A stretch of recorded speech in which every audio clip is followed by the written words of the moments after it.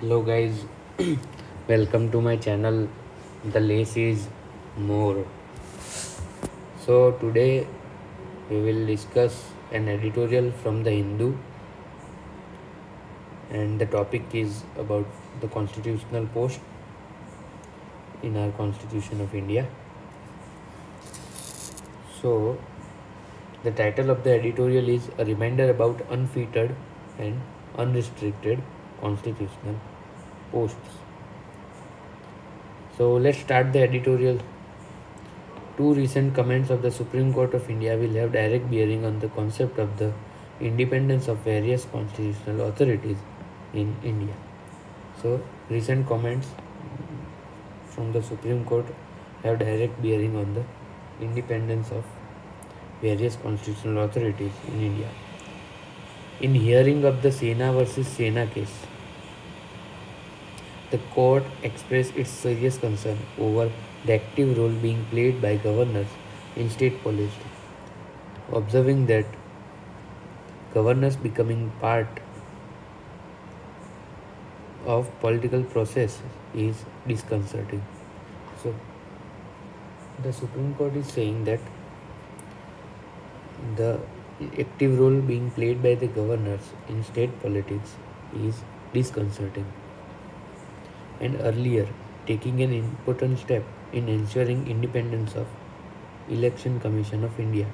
The court divested, means court restrained the executive of its sole discretion in appointing the Chief Election Commissioner and election commissioners by forming a committee to suggest suitable names to man these constitutional posts. So, in the Sena versus Sena case,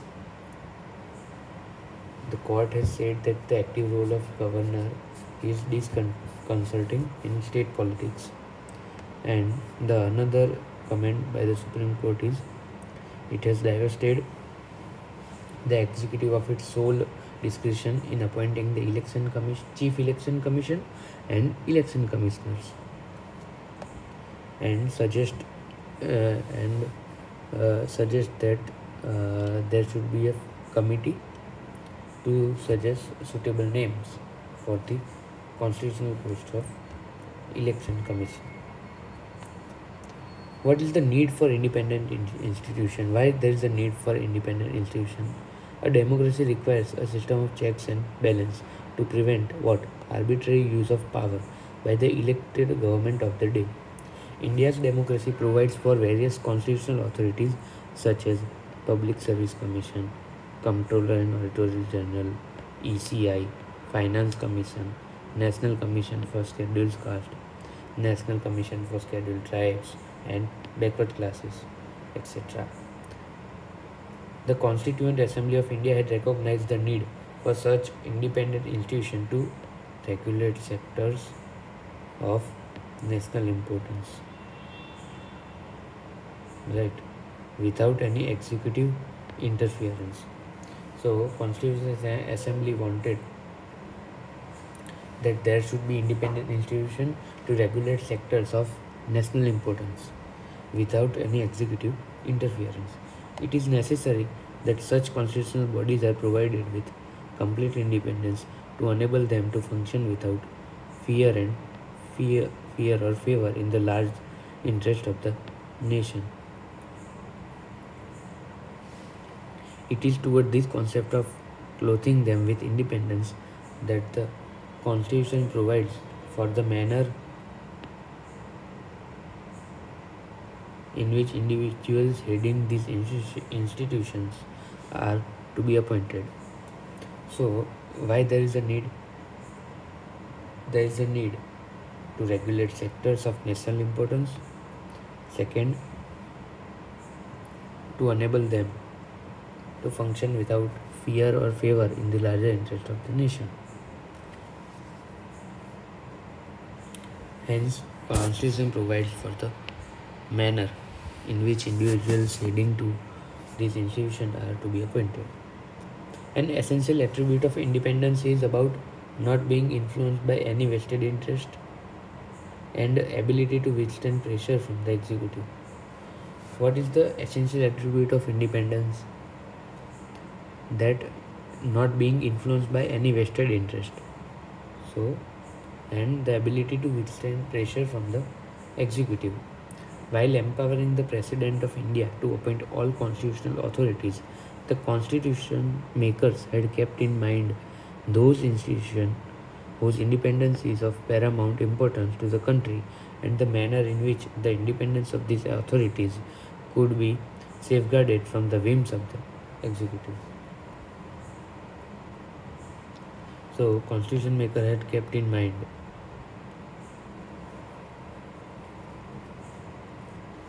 those institutions and the manner in which the independence of the authorities could be safeguarded. A study of various provisions in the Constitution regarding India's constitutional authorities revealing the Constitution makers have used simple words such as shall be appointed by the President in the appointment of the Prime Minister, the Attorney General for India, Chairman and members of Finance Commission, Public Service Commission, and Special Officer for Linguistic Minority. Article 34 provides that the President will appoint CEC and ECs subject to any law made in that behalf by Parliament. However, the word shall be appointed by the President by warrant under his hand and seal are used while authorizing the President for appointment of the judges of the Supreme Court, High Court, CAG, and for appointment of the Governor. Similar words have been used in Article 338, 338A, 338B, authorizing the President for appointing chairman and members of the National Commission for SC/ST and backward class. However, the original Article 338 had stated that there should be a special officer for the scheduled caste and scheduled tribes to be appointed by the President.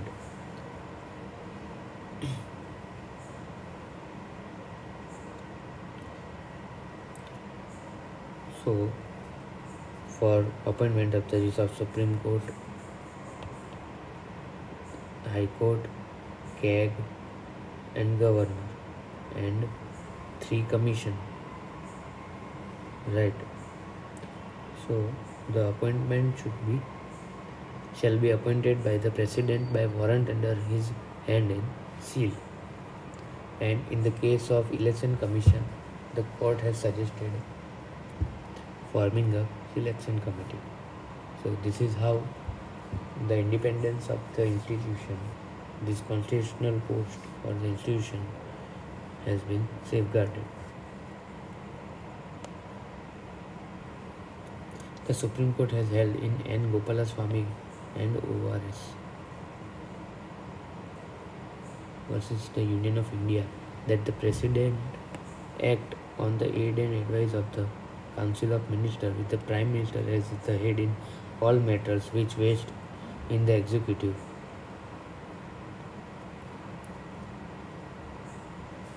So, actually, when the President has to act in appointment during the appointments, he acts on the aid and advice of the Council of Ministers with the Prime Minister as the head in all matters. However, in case where the appointment of a particular constitutional authority is to be kept independent of the executive, the question arises whether such an interpretation would be in line with the thinking which prevailed during relevant Constitutional Assembly debates. So here author is saying that in Supreme Court, the case in N. Gopalaswamy and ORS versus the Union of India case, the Supreme Court has held that the President acts should be on the aid and advice of the Council of Ministers and the Prime Minister as the head of this council in all matters which vest in the executive. But for the appointment of particular constitutional authority is to be kept independent of the executive. The question arises whether such an interpretation would be in line with the thinking which prevailed during the relevant Constituent Assembly debates.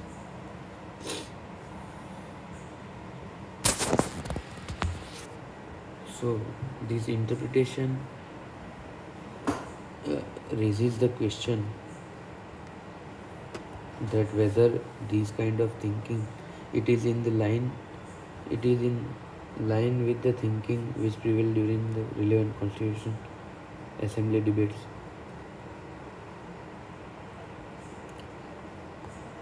Unrestricted and unfettered choice. In the draft constitution, the article for appointment of the KEG had provided that there shall be an auditor general who shall be appointed by the president. While moving an amendment to this article, that in clause 1 of the article 124, after the word president, the words by warrant under his hand and seal be inserted. The Constituent Assembly had discussed that the Auditor General, like the Chief Justice of the Supreme Court, Auditor General, Chief Justice of the Supreme Court is to be appointed by the President, and therefore it is essential that the words by warrant under his hand and seal should be introduced. The Constituent Assembly further discussed that the Auditor General should always be independent of either the legislature or the executive. He is the watchdog of our finances. His position must be made so strong that he cannot be influenced by anyone, howsoever great he may be. Okay. From that point of view, I am very glad that certain amendments have been moved whereby the position of the Auditor General has been made very strong. On the same day, while initiating the amendment for the article providing for a governor, it was moved to substitute the following: that the governor of state shall be appointed by the president by warrant under his hand and seal. The Constituent Assembly discussed the following: to say that president may nominate from a panel of names really means restricting the choice of president. It gives power into the hands of the legislature. It is necessary that the president should be free from the influence of the legislature. So I say the choice of the president should be unrestricted and unfettered.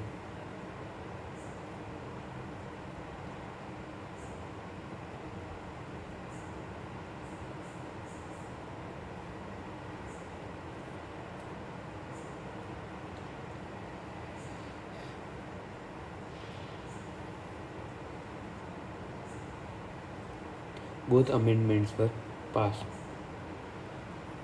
For appointments to be made by the President 75, 76 to 83, 16, 324, the Constitution provides for certain conditions to be fulfilled by those who may be considered for such appointments.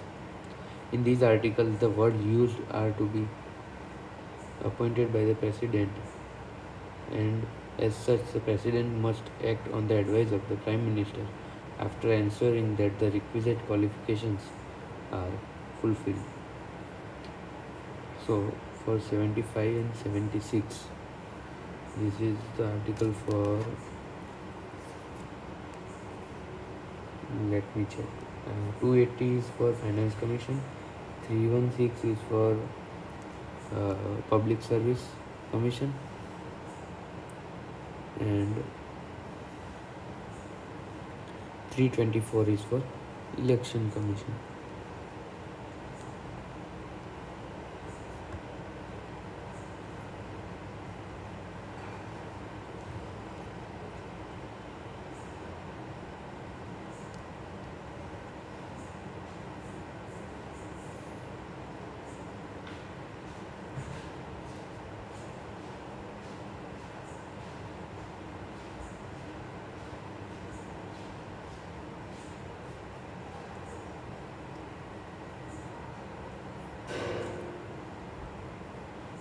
Yes, 75 is for Prime Minister and 76 is for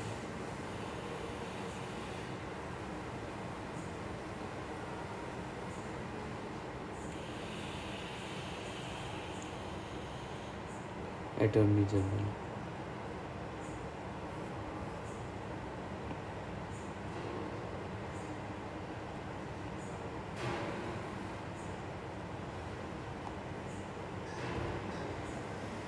So for PM, Attorney General, Finance Commission, Public Service Commission, and Election Commission. For these, some there are some certain conditions to be fulfilled.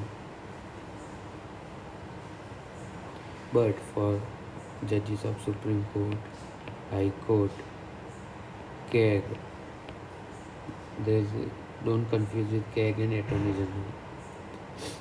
Then Governor.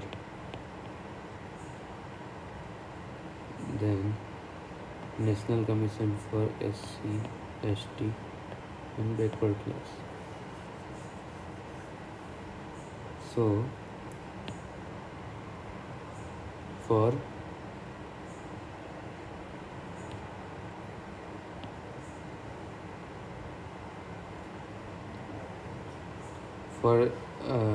these authorities or for these institutions, there is a provision of President by warrant under his hand and shield.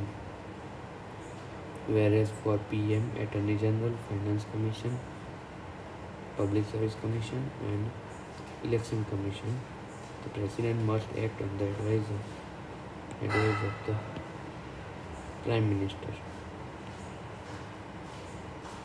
A special status. It is pertinent to keep in mind that the Constitution affixes the phrase by warrant under his hand and seal only to refer to appointment to position, that is judges, CAG, governor.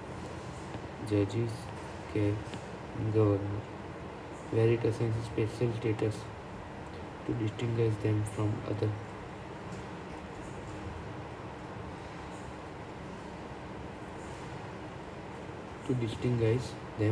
constitutional positions.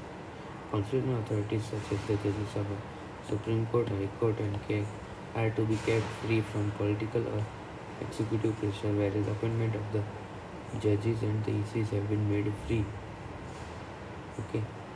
from the influence of the executive. The need to set up a well-defined criteria and procedure for the appointment of CAG of India remains, keeping in view the intention of the need to set up criteria and procedure for CAG remains, keeping in view the intention of the framers of the Constitution, as evident from the Constituent Assembly debates.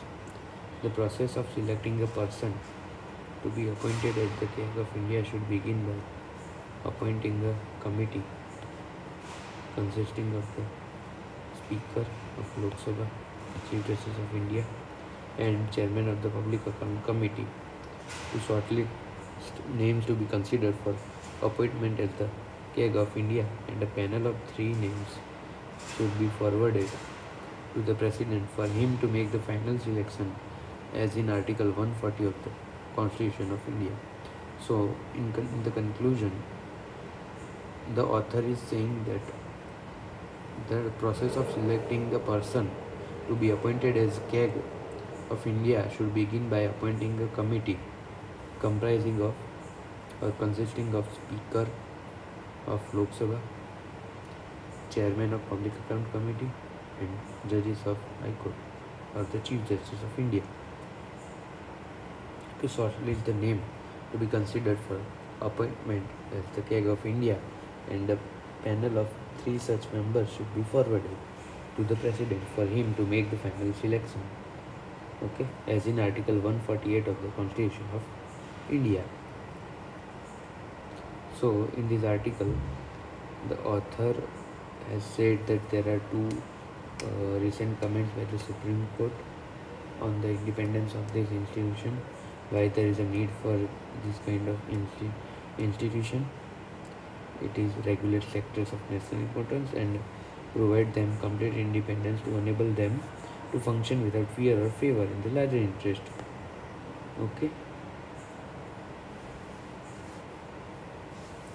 And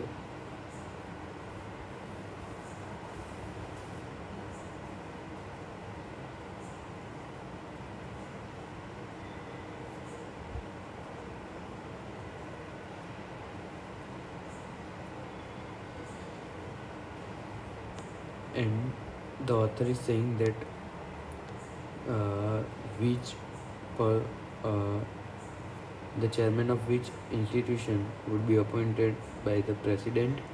As such, president must act on the aid and advice of the constitution, and on which for which constitutional post the president will appoint under his hand and seal, warrant under his hand and seal will be appointed. So in that case, judges of Supreme Court, High Court, CAG, Governor, and the three chairmen of the National Commission for SC, ST, OBC. Okay. And in the conclusion, the author has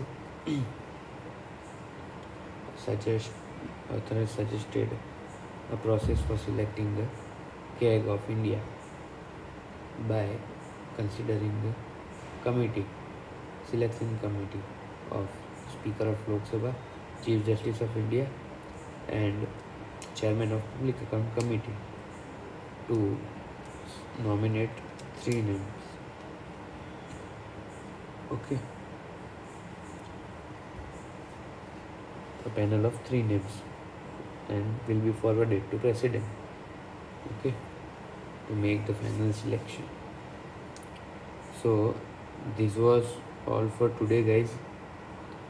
I hope you will get the understanding. So bye bye, good night, signing off for the day.